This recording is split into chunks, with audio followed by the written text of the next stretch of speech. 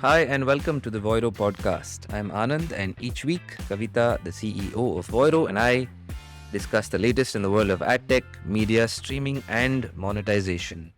And today we have a future podcast joinee, Jitin George, Chief Product Officer and co-founder of Voiro, lurking around the corner of our studio. So welcome Jitin and hi Kavita, how are you?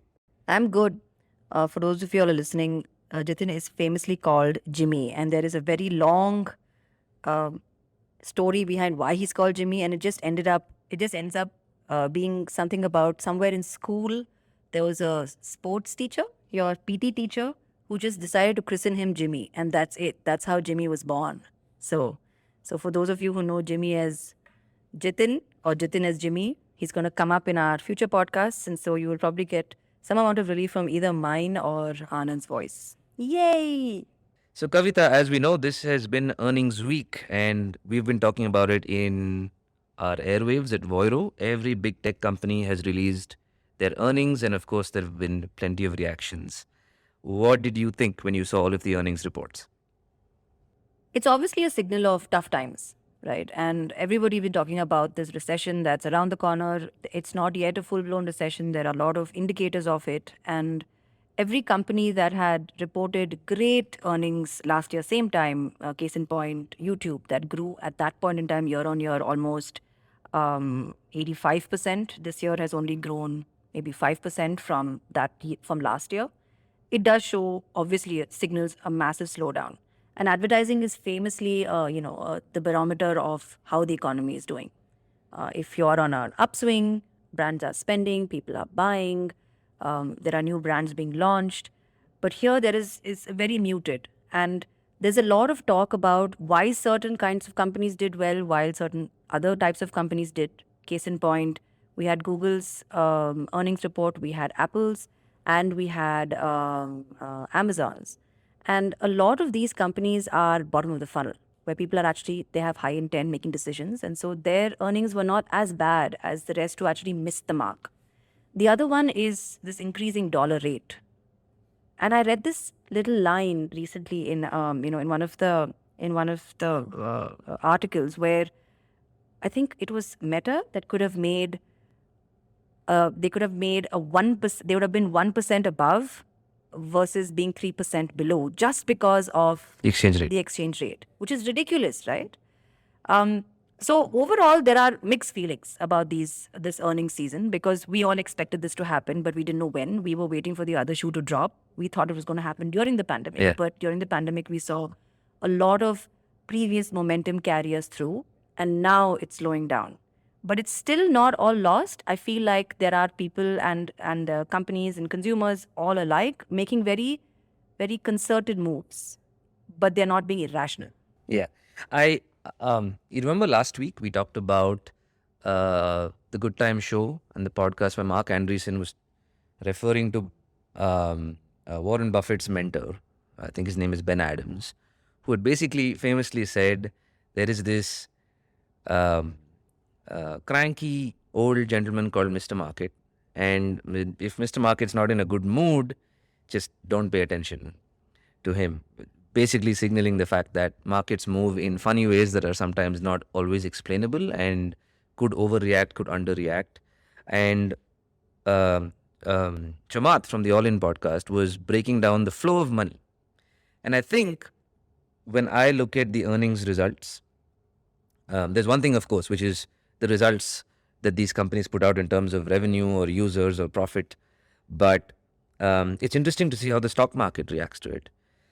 The big thing, of course, that affects us and our industry is what does this mean in terms of its impact on the flow of ad dollars?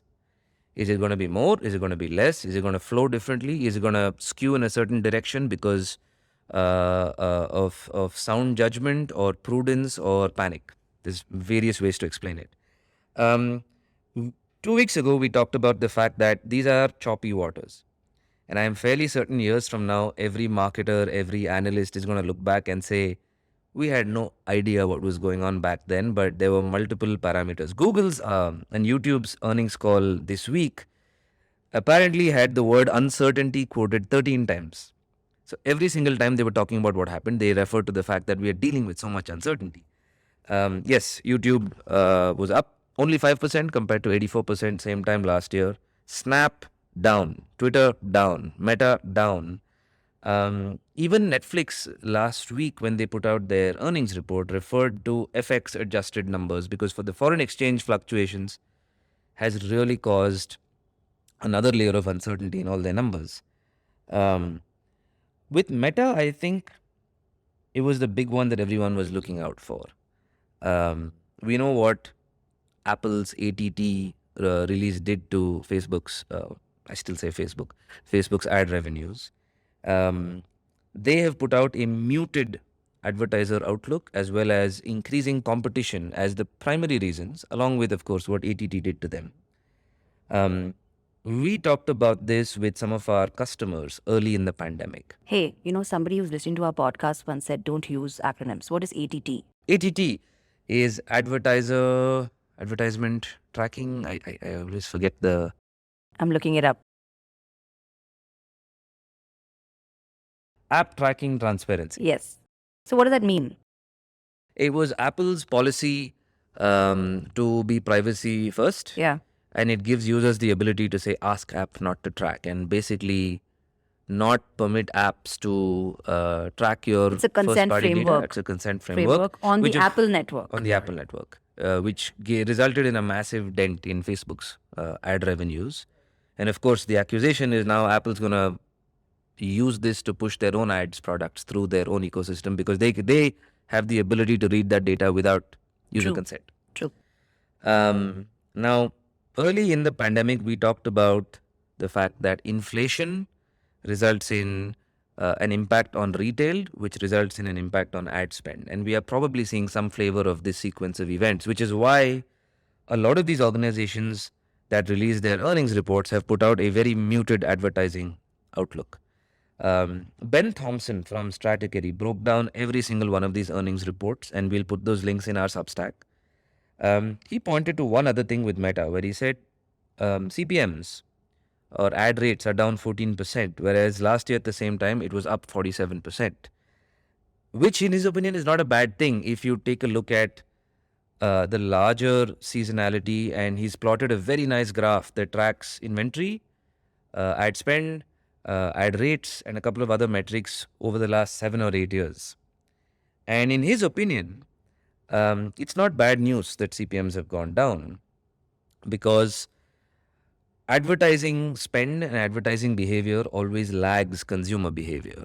And so he says, while you can look at this trend separately, Reels is up 30% in terms of time spent, which means that consumers are going there. And Adam Mosseri's entire last 2 weeks of newsworthy Response to Kylie Jenner events, the response as well as the original plan, which he then walked back from, which we'll talk about, I think, in our fourth segment today, is not optimism worthy, but it's definitely worth some mild bullishness about Meta because their ability to capture audiences based on where the market is going, which is video and short video, and being able to withstand TikTok is now encouraging to see because in Ben's opinion, while the earnings report might have been muted, it's a good thing that Reels has gone up.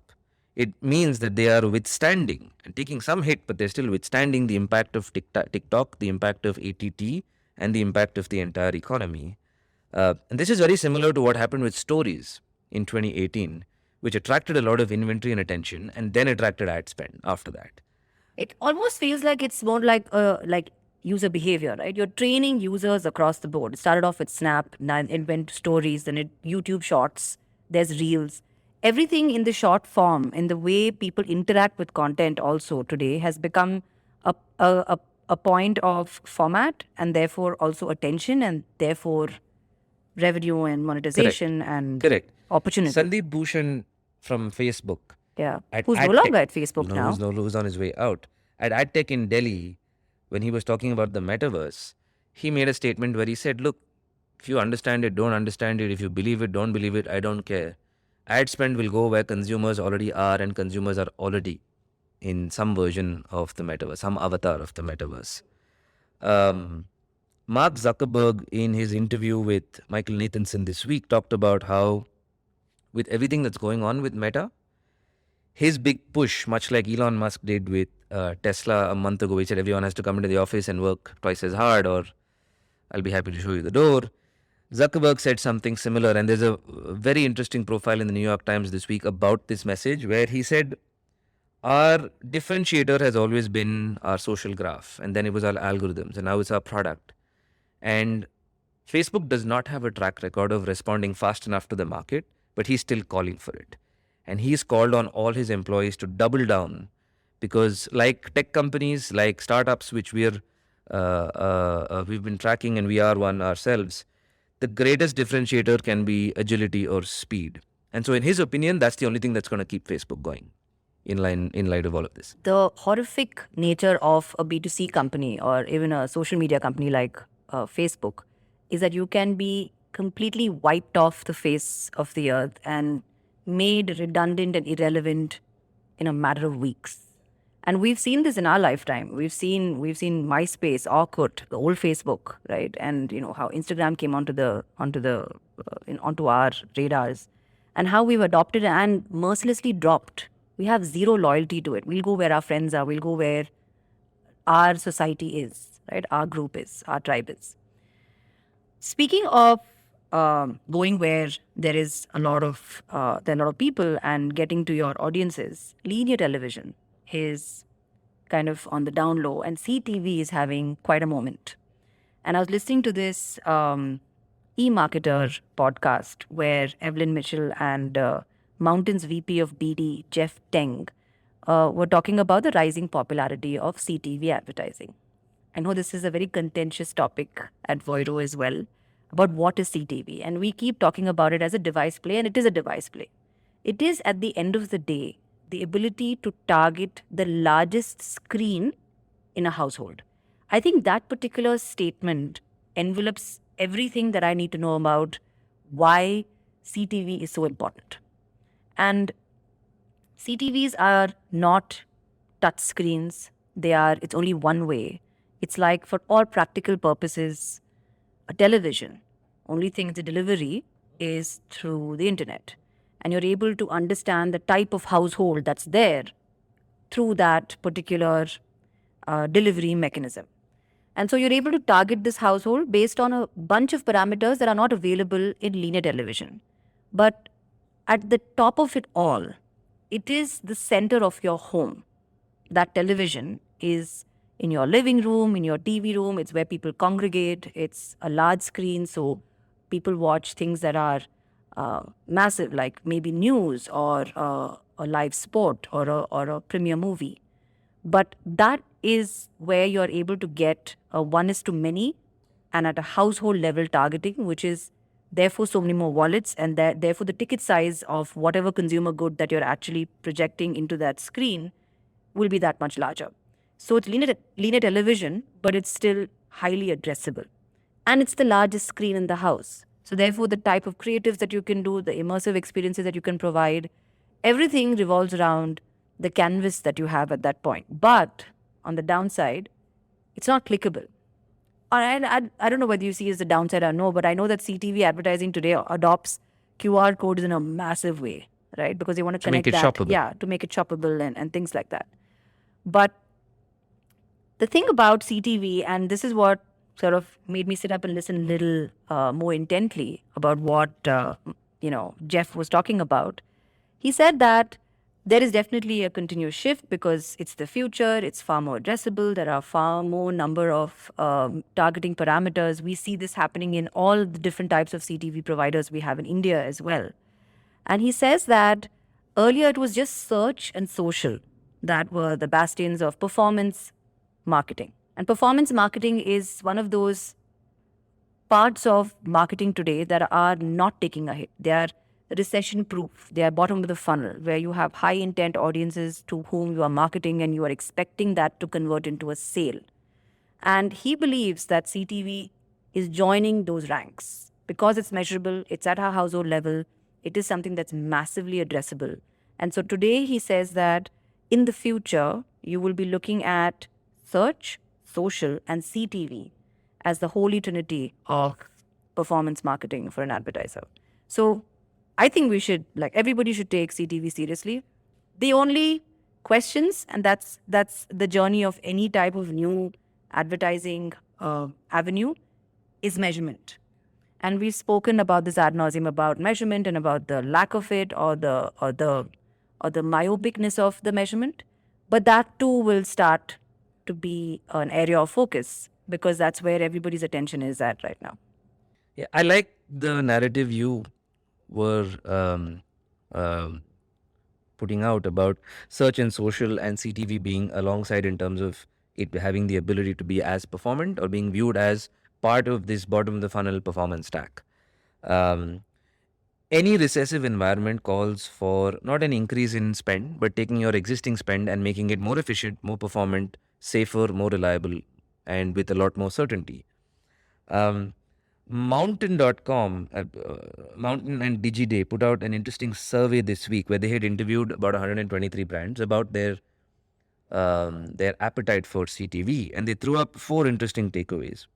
One, a lot of brands, and a majority of those brands said that CTV has already been in their mix in 2018, since 2018. And so it's not new, it's becoming far more significant.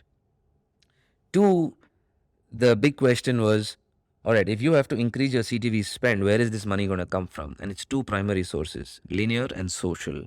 And one of the big reasons to move away from social is because of ATT and what it has done to your ability to target and your ability to to get reliable results. This is very interesting because social has always been viewed as performant. 3 is CTV has now become a large enough portion of a marketing mix where it can now anchor an omni-channel strategy, and it's not a freebie, it's not an also ran, it's something that can have an impact on how you run campaigns on other channels.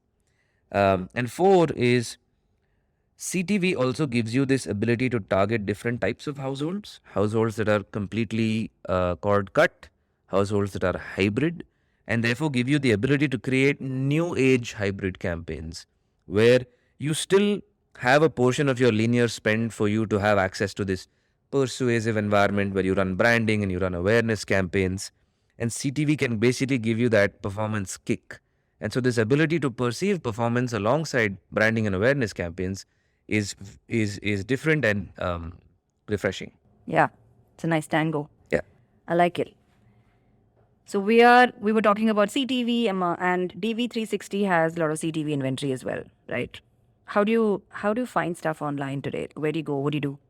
I mean, what's your gateway to finding, your brand? Do you use Google, or do you have them as apps?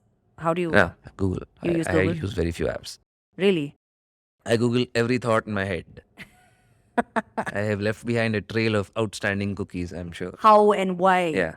Oh man. Yeah, so we were talking about this a little earlier when we were going through all the stuff that we need to talk about today at the podcast, and we were saying that it's actually Google's world and that we're living in it. Everywhere we go, there is a touch point that Google offers you for a consumer to get to from point A to point B. Whether it is actually point A to point B, which is maps, or it is trying to find your favorite service, or look up a restaurant, look up people. I mean, even if I want to go find somebody on LinkedIn, but I don't want to leave a footprint, I'll go to Google search and look them up and then go see whatever is there as their Google footprint rather. Really? I don't know any of this. Oh, really? Yeah, so there's a lot of stuff that we do with Google, and it's hard to not think about what they're doing as not monopolistic, because they are everywhere. And now this cookie thing was initially very exciting because it looked like they were letting go, right? But then as they were letting go, you knew that a lot of smaller publishers were actually going to literally be shoved off a cliff, because what are they going to do in terms of identifying user behavior and their audiences and actually monetize effectively? Because gone are the days where an audience is going to be okay with irrelevant and non-contextual advertising. And then they tried Flock, which is federated learning of cohorts. They put that out, and it got shot down by their peer group. Then they tried Topics API, where people are still looking at it and going, I don't get it. I don't get what the control is all about. Now, what was supposed to happen last year, I want to say, is now happening in 2014. In 2024. In 2024, sorry, 2014. Did I say 2014? God. Hey, I still think 1990 was 10 years Oh ago. man, I'm really having a week of. The other day, I put up something on our Slack group, which was last year's news. And I was shocked that it was coming up. And, somebody said, wasn't this called off? And I was like, oh my God, there's something happening. Anyway, so yes, it's 2024. But the point is that when Google delaying its move away from cookies, deprecating cookies in Chrome, is good and bad. It's good because we have more time to prepare. It's bad because we're not ripping the band-aid and letting whatever has to happen happen. There is going to be collateral damage. There's never going to be a smooth cutover. There are going to be people who are going to be unduly dependent on this whole cookie structure. We're also looking at GDPR differently now. We're also questioning whether GDPR and its tenements actually hold true. About 2 months ago, I want to say there's this piece of news that I read where they said that instead of having people opt in, they will be automatically opted in, but they have to actively opt out. So your consent is not to opt in, but your consent is to opt out in your. So everybody's questioning a lot of these things because it's affecting bottom lines at the end of the day. It's you if I'm serving you bad advertising, you're not going to make money, or you're not going to get the kind of hits that you need to get. So, what is your take on the fact that cookies are back in the news? They have again moved to a new date of deprecation. Flock, Sparrow, all the various types of acronyms that are being thrown around. What do you think publishers should do? Um, I think no matter what Google says, they're going to attract a lot of hate. Very true. I was looking through their announcement. And by the way, I've been struggling to digest some of the PR coming out of all of our big tech companies over the last several weeks, and I'm not sure why this is not being done differently. Because even when Netflix was talking about their results, and this was from 2 quarters ago, I found it a little whiny. Where a company as big and cool and cutting edge as Netflix is saying, "Yeah, you guys sharing passwords, and that's why I'm." There's a better narrative, I'm sure. Even with Google, it's a big change, and I understand. And it's one thing to say, look, we will embrace failure. Adam Mosseri said it last week. He said, well, we have to all embrace failure, and we tried this and it didn't work, so we'll try something else. Sure, but I find the narrative of moving this deprecation year over year to also have a little bit of a PR problem, because there's enough people who are waiting to point at Google and said, ha, you can do it. And our Slack channel was full of jokes internally, right? Where everyone looked at 2024 and said, sure. There's a lot of eye rolls and sure, you're going to do it. If you remember Ratko's poll from a month ago, where they were talking about not Flock, but Topics, the Topics API, a lot of people said, I don't trust it because of who's doing it, not because of the independent, isolated pros and cons of Topics or Flock or the privacy sandbox by itself. So the point is, no matter how cutting edge or great this is, there is going to be a lack of trust simply because Google is the one coming up with it. Now, the timing of this announcement of them moving it is also interesting because this week they also announced the launch of a revenue verification report through Google Ad Manager. And it's called Confirming Gross Revenue, which gives publishers and buyers the ability to measure revenue leakage, which is interesting. So they're trying to make a bunch of moves to make their revenue data more transparent. Google has offered to break the company up into 3 parts. So there are some interesting moves that are coming up, but It's still Google. It's still Google. I don't know if 2024 is going to hold because they've moved it so many times now. And I know it's a tough problem to crack. So wait and watch, I guess. Do you think they're waiting for the ecosystem to have bigger players? Like, for example, the Trade Desk is doing the UID 2.0. UID 2.0, which is an open source framework for publishers, advertisers, and users to be able to control what can be managed by and seen by the publisher in terms of advertising. And There is the trade desk who's doing this. I know Pretio's done something with this. A lot of publishers are trying to figure out how they can harness it. And so at some point in time, what we will finally find is that there will be a lot of information within these.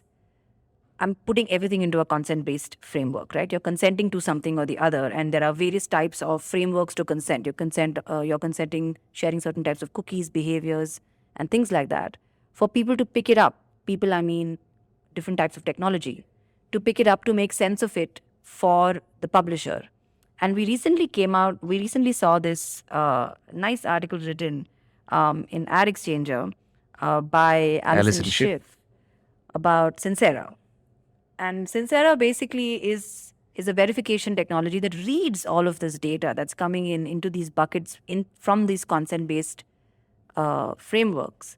And they're able to make sense of it so that publishers can understand what's going on within their own programmatic spaces, what kinds of packets of data are actually being picked up and what are not. And I think Google is also trying to be transparent in that manner as well by making that available with your gross, what did you say it was? Confirming gross revenue. Confirming gross revenue. Yes. Definitely not gross. Yeah. So there's a lot to go in actual gross revenue, right? And the underlying factor is the ability to manage and understand your audiences and how valuable those audiences are. And I feel like there'll be a lot more companies like Sincera, and maybe what Sincera is doing also could get fairly commoditized in in various types of ad tech players that publishers use, for them to understand what type of audience packet is being picked up by the bid stream. And she very funnily opens the article saying that having a profile on a dating app doesn't mean that you're dating. It just means that you're out there. And that's pretty much the same thing about cookieless identifiers. You just have them there, just hanging around. It's not like it doesn't mean that you're actively being picked up, right? So I looked at some of Sincera's data from this week and about the absorption rate, which is basically the rate of use of all these identifiers in a bit stream. it's a new ad tech term now, absorption rate, no longer for sponges. What does that mean, right? You had, okay, I'm going to try and wing it here, but you had cookies that lasted 30 years and went through its own evolution to get better and get richer, and then people enriched each other's data, but then cookies would basically get picked up and used in a bid stream for advertisers to read, to target, to bid, and to buy. And therefore, that determined the flow of ad dollars from buyer to publisher all the way to reach the right audience. And the cookie is anything that you can attribute as something that you did on the internet. Yes, my extremely simplistic view of cookies is what websites drop in on your laptop because of your browsing history. Correct. And there's a way to enrich it, read somebody else's cookies, put it together, identify who you are, and then effectively, the way Alison refers to it, it's kind of a behavioral credit score. Okay? Then with privacy regulations coming in and everyone trying to break up big tech, Google's move to deprecate cookies is a self-imposed move. No one's making them do it, as far as I'm aware. So it's just that they're going to be, they are basically taking the brunt of a lot of regulation. Yes, everyone's coming for them, right? There's class action lawsuits, there's antitrust suits. Sundar Pichai is standing in front of the Senate and kind of answering questions. So they are trying to make proactive moves to basically position themselves better and also, I don't know, create a better ecosystem. Who knows? But as a result of this and GDPR, which has kind of half worked, there is now this rise of several identifiers because this entire ecosystem does not have a single governing body, right? So what Sincera's data showed is UID2, Live Ramp ID, Lotome's Panorama ID, Criteo, Xander. No ID is more than 50%. Only Live Ramp is at 70% in terms of their absorption rate, which means a lot of these IDs, while they claim to work with several premium publishers, are actually not barely being used. And this is in their view, Moat 2.0. This is the new type of verification. It's hard to digest all of this, I'll be honest.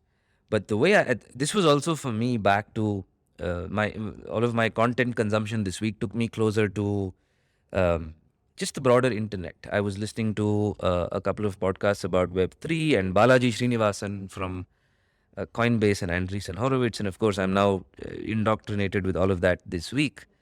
But the way I see it, we are in the middle of a very choppy transition from Web 2.0 and Google and its monopoly and everything they were able to do. And the future on the horizon is this utopian, decentralized internet where everyone has their own identity and it's beautiful and the birds are chirping and everybody wins. But this transition is going to be anarchic in some sense. Everybody wants an identifier. Some of those identifiers There are are not even 30 on this used. graph. There are 30 different types of IDs. I thought there was only 1 and 2. There's Correct. Unified ID 1.0 and a Unified ID 2.0. Like, what are these? Have they all Correct. made versions of it for themselves? So we are swimming from one shore to the other across the sea of anarchy. I think I don't Oh know. God. That's how I do it. But it's bound to be there. It is, and everyone's trying to figure out how to position themselves to not be left out, but to also lead the charge in some sense.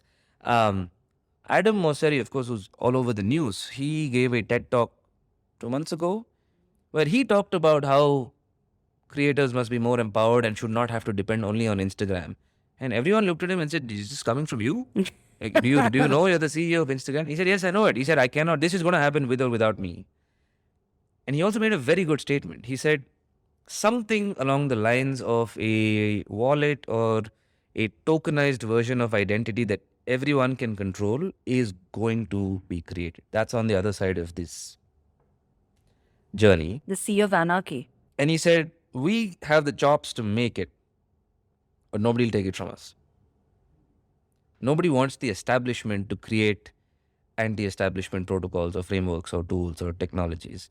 So he said, I understand that the creators that are on our platform and have a relationship with us must actually have a direct interoperable relationship with the audiences on our platform that they can take with them when they go. And so he said, I'm pushing the tech ecosystem to create it because we can create it, but nobody will take it from us. And so I think all of this and what Sincera is pointing to, and I hope I haven't lost everybody in my storytelling again, is somewhere along this very choppy transition. Yeah. I agree. It is, and it's going to be quite a journey. And I'm sure that they're doing a lot more to be able to inject all of these things into the ecosystem so that they're able to either fund or encourage people to actually build this out and not them. Speaking of creators, you were listening to a podcast from a couple of years ago, an interview from a podcast A last week. replay of an interview Yeah, a couple about of years ago. TikTok and algorithm-based interest graphs. Yes. Any interesting takeaways from? Yes. So this whole thing, this whole podcast. Wait, let me pull it up because I have now forgotten who was talking in that podcast. Hang on. Someone from Oculus. What? Someone from the Oculus team. Yeah.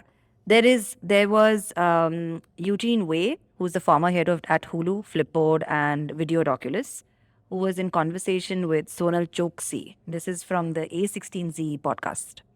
And in this, it's an interview that she's talking about TikTok's algorithm and the creativity network effects. And he has a very prolific blog as well that he keeps talking about a whole bunch of these things that, if you're interested, you should also follow. I went immediately and followed what he writes about. And this particular podcast was replayed in conjunction to a current event that's happening where, that TikTok is being asked to host and manage all their data on US shores, and they chose Oracle to do that. But they are not handing over their algorithm to Oracle or to be managed either. And one of the biggest things over here is the contention is that the algorithm is probably the most important aspect to be monitored. And the data in itself is just data.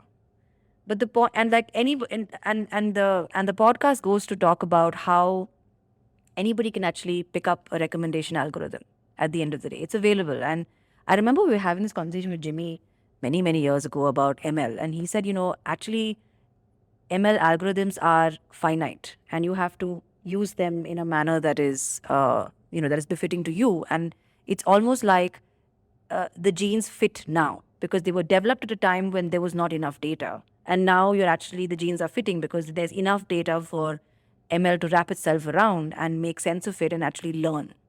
Similarly, with an algorithm like what TikTok has, anybody could have had this recommendation algorithm. It's just the fact that they went from being this small app to this massive app and this adoption that they're able to learn and therefore recommend. And he paints a very rosy picture of what TikTok is doing. It could easily be something that it could be detrimental to, users in general, because you could be stuck in a filter for the rest of your time over there. And he also talks about the journey that TikTok took to become TikTok it is today.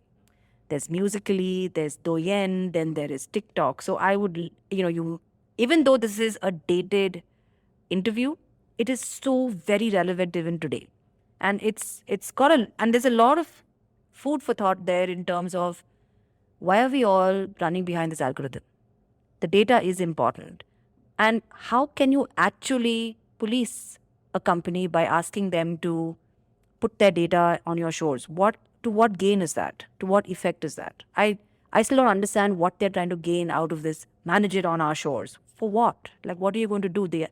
Anything that has to be learned is already learned, and it's constantly learning. So I'm still questioning that. But it's undeniable that TikTok is a far better product than any of the other short video platforms because they fundamentally give creators the ability to create things in a very frictionless fashion, and things that you and I today will just take for granted because we're seeing this constantly on our feeds, like two people singing at the same time. How does that even happen? You're actually spawning a video and singing alongside somebody else to a tune. You can put up your own riffs. The community will pick it up and use those riffs and create songs out of it. If you try and dig down into the tech behind it, it's really well thought through and it is creator friendly. And which is why which is why people are flocking to TikTok, because there is so much to be done on this platform and they're constantly putting out various types of creator tools that make it easy for people to actually make content that is engaging versus just filters and and spitting out a rainbow from your mouth. I don't know. So I mean, it's a lot more immersive. No, absolutely. We talked about subcultures, right? In short video platforms. We talked about Mark Andreessen's very interesting narrative where he said all of our technology evolution is the intersection of three curves. The technology curve, there's a social curve, there's a financial curve, which is the least predictable of all. But the first two have this interplay with each other, which will determine whether you're early to your market, whether you're late and there's too much competition, or whether you're just right. I remember when social media first came around. And in fact, Mark Zuckerberg talked about it just this week when he released his earnings, where he said that the early growth of Facebook, and now Meta, was because of their social graph. They created a platform after MySpace had come along, and they did it well. And suddenly the whole world was able to connect because socially the whole world was at a time when they wanted to connect. They wanted to find everybody. They wanted to be part of communities and tribes. And then that got exciting, and that's why Facebook became popular. And then there was a rise of all sorts of social networks. I remember reading at the time, I want to say 2012, 2013, there was this book by Gary V, called Jab, Jab, Jab, Right Hook, where he talked about the fact that if you're a page that's successful and you're over 500,000 subscribers on Facebook, your post will algorithmically only be shown to 2% of your audience. And I was shocked by it. Of course, we've grown a lot since then, and since then I learned about different algorithms that drive a news feed. But I was instantly shocked. Mark Zuckerberg addressed this week, where he said Facebook's strength, which actually kept the company growing all these years, was the social graph that they were able to create, and the fact that the social curve meant that all of humanity was willing to connect using their social graph. That advantage is no longer there. Nobody cares anymore about that. Jack Dorsey famously said, and we talked about this many times, that the future of the internet is local conversation.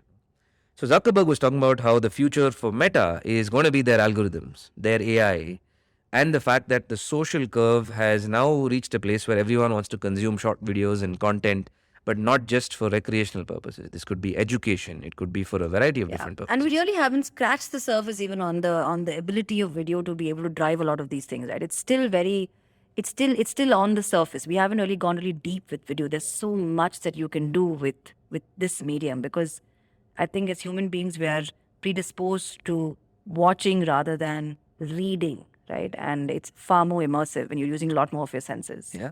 I wanted to end with one note. I listened to the latest episode of The Good Times Show, which, as you remember, started out on Clubhouse. It was Sri Ram Krishnan and Aarti Ramamurthy who run a very, very interesting show, which they started off on Clubhouse as creators themselves. And, peak pandemic, they were suddenly interviewing Mark Andreessen and Elon Musk and Mark Zuckerberg and Steven Sinofsky and every big name in tech.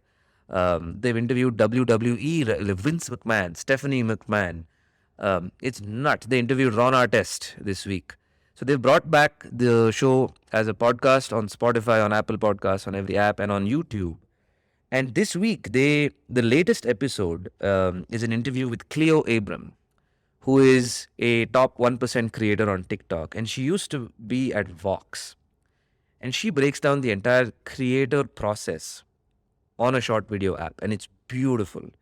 Nothing to do with monetization or Web3 or creator economy. But she breaks down her journey from being a journalist, where you're expected to not be a part of the content, to now being a creator where the content is actually all about you and your opinion and everything you put out into the world.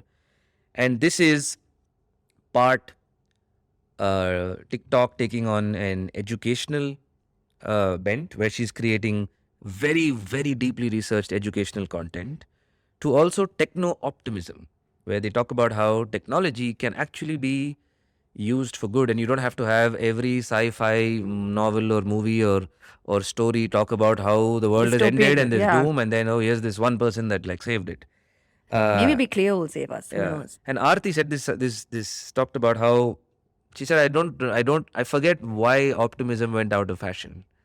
A lot of people have careers fully dependent on technology, but Cleo talks about her entire process and her transition from Vox to being on her own, and it's a very interesting sort of backdoor view into the entire creator process and all the research she does and all the skills she has had to pick up to be a creator, a high quality creator on TikTok. But it's a very nice episode. Yeah. This whole concept of graphs, learning, algorithms, the ability to do anything is the concept of rewarding. And this is something that we've been having conversations about even with Jitin in our office the other day. We will refer to many times till he joins our podcast. Till he joins our podcast. About how even at work, right, creating a culture in office today is all about reward and reprimand, or what you actually, maybe not reprimand, but what kind of behavior an organization is actually rewarding. And that kind of feeds back into how you're training an algorithm as well. So why does a creator become popular? Why does certain types of riffs or certain types of challenges or trends become a trend in general? Because their algorithm is rewarding that particular behavior, and that's how creators become popular. You create trends. You have things that you actually take somebody from 0 to 100 in less than a couple of months, and they would have made, if you go to their feeds and look at it, they would have made a bunch of videos previously which would have like minuscule number of views and minuscule number of shares, and there'll be this one viral video that would have just gone off the charts and placed them within the trending topics. So there's a lot to be said about techno optimism. I would like to leave everybody with a thought to figure out which is a movie that you last saw that had technology that played a huge part in actually doing the greatest thing ever, right? That was not an animated film. That is not dystopian. Everything is dystopian, right from, using technology to watch people like in Truman Show and use that as entertainment, or even to anything to do with aliens and future tech. Everything is dystopian and everything is dark and grey and dead. So maybe this is a call to all Hollywood filmmakers. Make something techno-optimistic. Yeah? Okay, that's it. Anything else for people? Nope. Jimmy, are you going to join us soon? Yeah? People can't hear you, but Thumbs up, he's not on camera. but he has promised. Okay. Done. Thank you, Kavita, and shout out to our team, Santosh Venkatesh, Leena Ghosh, and Gautam Kashyap, for always keeping this podcast going. Yes. Bye, guys. Till next week. Bye.